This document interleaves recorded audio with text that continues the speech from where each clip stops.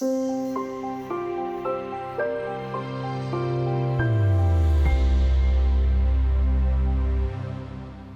may have heard of the FIRE movement, but what's it all about?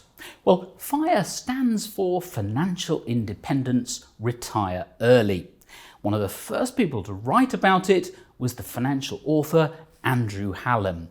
He started investing at the age of 19. I met somebody who was a mechanic who was a self-made millionaire. And he said to me, if you want to become a teacher, you're not going to have a high salary. But if you learn to manage your money effectively, you can build wealth even on a middle-class income. So because there's a lazy bone in all of us, and I think especially with me, I really took to that. And I thought, yeah, I'll get money to work for me so that I work less for money. Although as a teacher he earned a modest salary, Andrew achieved financial independence remarkably early, in his late 30s. He puts that down to the fact that he doesn't have children. But it's entirely realistic, he says, for those who really want it, to be financially independent by the age of 50. So what did that mechanic Andrew mentioned teach him? What he taught me was, one, the power of compound interest. And that if I started at an early age, I could invest less than most people over my investment lifetime, but end up with more money.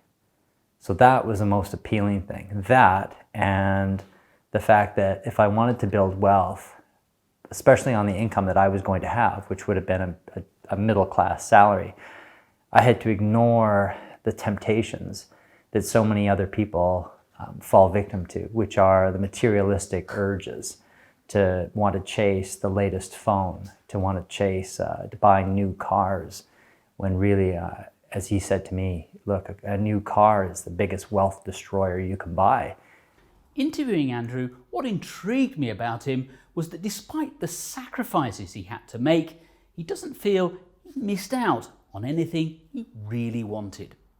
There was an interesting study done in Michigan State University where they looked at people who owned high-end automobiles versus people who owned average or low-end cars.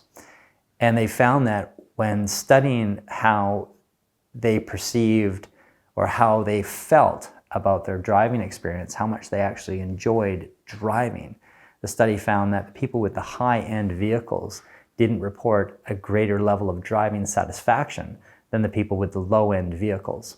What Andrew described there is an example of what's called the hedonic treadmill.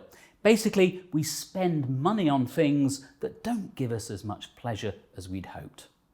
So you spend, £600 on a brand new phone, brand new iPhone 36 or whatever the new iPhone is of the day. And after 2 or 3 weeks, at first you have a sugar high. It feels really good. You've perhaps even lined up to buy this thing. And then after 2 or 3 weeks, it's just another phone. And it's the same studies show with automobiles. It's the same with home renovations too. So when I look back on it, to get back to your question, when I look back on it, I see that I haven't really given up anything of any long-term value for financial freedom. Early financial independence isn't for everyone. Most of us are happy to reach it rather later than Andrew did. But there are valuable lessons that we can all learn from his achievement.